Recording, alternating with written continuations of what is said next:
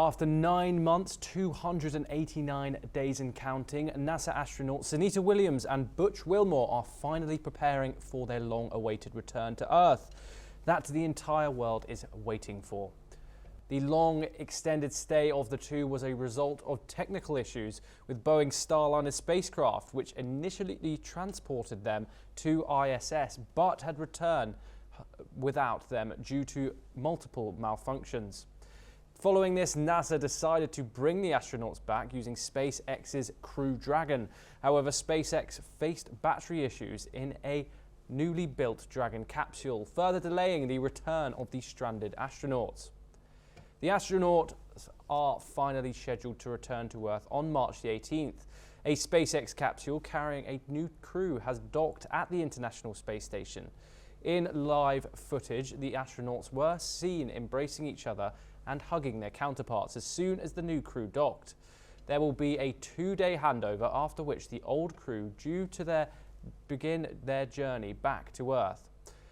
But there could be a small further delay as they wait for conditions on Earth to be right for a safe re-entry of the returning capsule, according to Dana Weigel, the manager of the International Space Center program.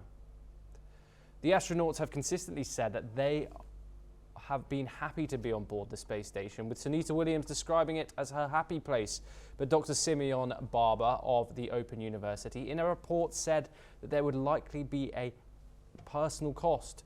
Space travel is indeed an extraordinary experience, but after their return to Earth, the two astronauts will likely undergo significant physiological and psychological changes.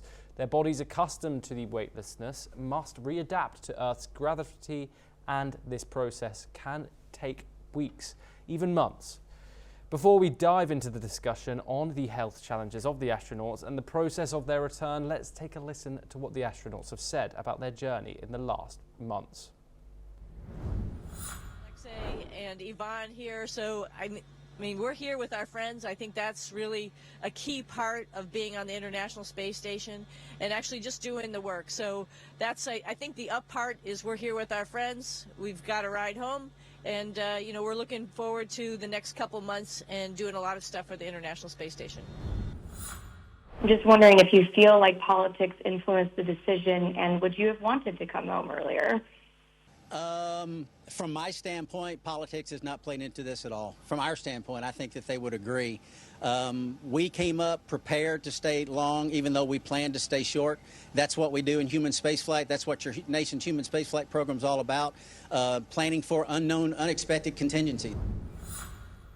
When asked what the astronaut Sunita Williams will miss about space, here is what she said a few days ago. I'm going to miss about space, everything about space. You know, this has been Butch and my third flight to the International Space Station. We helped put it together. We've been up here seeing it change throughout all these years, do a lot of science up here. I think just the fact that we're living up here in this very unique place gives you an amazing perspective, not only, you know, out the window, obviously, but also just on how to solve problems. I don't want to lose that spark of inspiration and that perspective when I leave, so I'm going to have to bottle it. We are now joined by Surinder Pal, former ISRO scientist located in Bangalore. Thank you very much for joining us. Obviously, this is amazing news that these two astronauts are coming home after such a long time in space. But what are the sort of health implications that these two are going to experience when they get back home, and what kind of tests will they have to go under to make sure that their health is all good? Yeah, I mean, first of all, it's a very welcome that they are returning back after 9 months. Although a person have stayed in the space more than this, I mean, somebody has stayed more than 600 days. So it's not a problem as far as staying in the space is concerned. They return, technologically, if you see the Dragon Crew 10 or SpaceX Dragon Crew has undergone various tests, quality control, quality assurance, and various simulations. And it has proved by taking it and docking with the ISS that it's technically competent spacecraft where everything is taken care of. care. Whatsoever has happened is the Starliner. All those things have been taken care here, and I understand that the triple redundancies are there, and it's meeting all the human rating standards.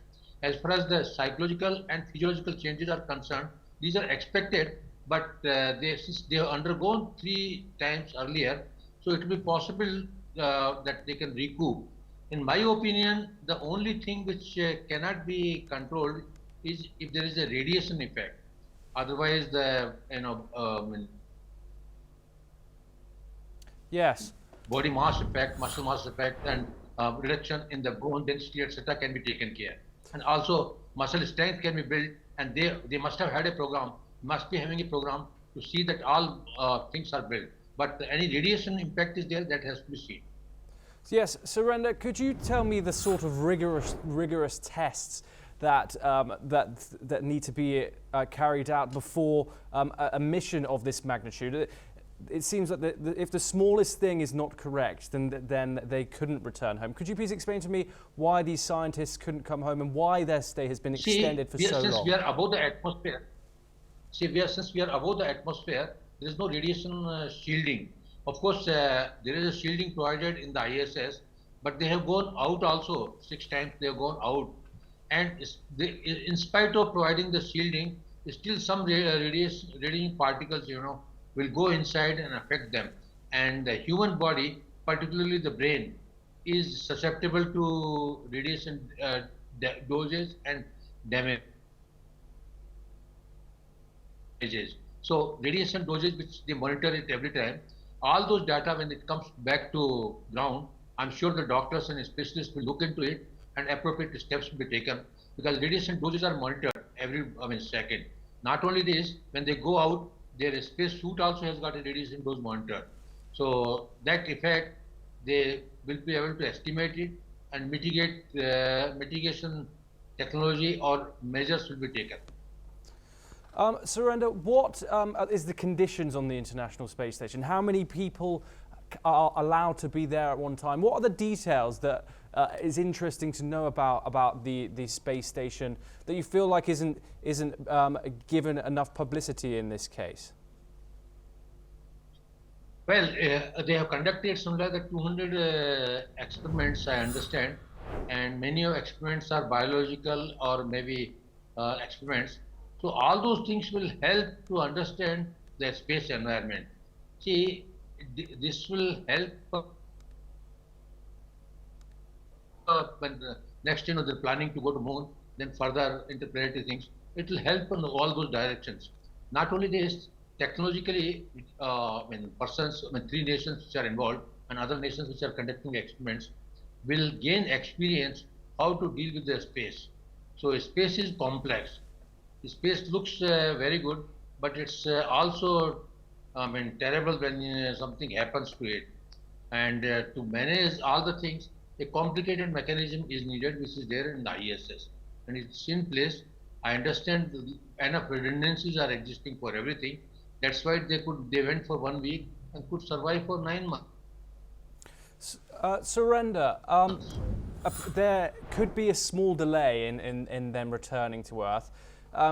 The conditions on Earth have to be correct for these astronauts safely being able to re-enter the atmosphere. What are these conditions that makes it safe for the spaceship to return to Earth? See, first of all, there should not be, when they are entering, there should not be atmospheric disturbances. Environment plays an important part. And if it's rainy, etc., then also it creates problem, because for some time there will not be any communication with the capsule. So, where it should land, all those things will not work if the atmosphere is not proper. Even the angle of entering the atmosphere, if the atmospheric density, etc., is improper, then it makes a difference. It can deviate from a place. So all those things have to be taken. So it depends on the weather conditions, and those weather conditions will be fed into the computer, and they found out what is the correct angle of incidence and what is the correct trajectory they can. Surender, pal, So weather conditions, because all tracking networks are there. Surinder Pal, thank you very much for joining us.